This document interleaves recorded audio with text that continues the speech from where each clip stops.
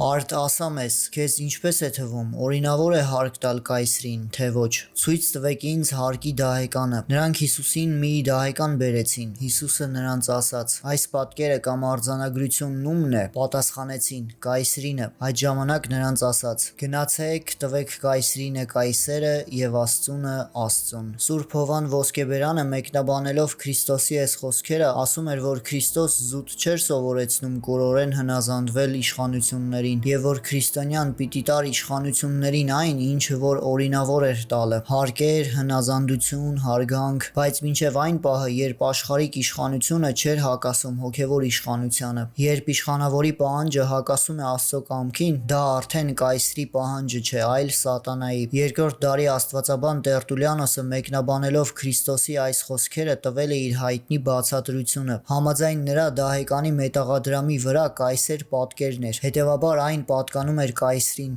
իսկ մարդը կրում է Աստծո պատկերը, հետևաբար պատկանում է Աստծուն։ Երկրորդ դարի եկեղեցու հայրերից Սուրբ Իրենեոսը ասում էր, որ Քրիստոս իր այս խոսքերով ճանաչում էր աշխարհիկ իշխանությունների օրինավորությունը, բայց միևնույն ժամանակ ավելի էր կարևորում և շեշտում Աստծո դերը և նշանակությունը։ Քրիստոնյան կանչված է և կոչված է Աստծո կամքը կատարելու, բայց միևնույն ժամանակ քրիստոնյան հնազանդ է աշխարհիկ իշխանությանը, որի ներքո որ գտնվում է, մինչև այն պահը, երբ որ աշխարհիկ իշխանությունները քրիստոնյաներին տանում են մեղքի ճանապարհով և հեռացնում Աստծուց։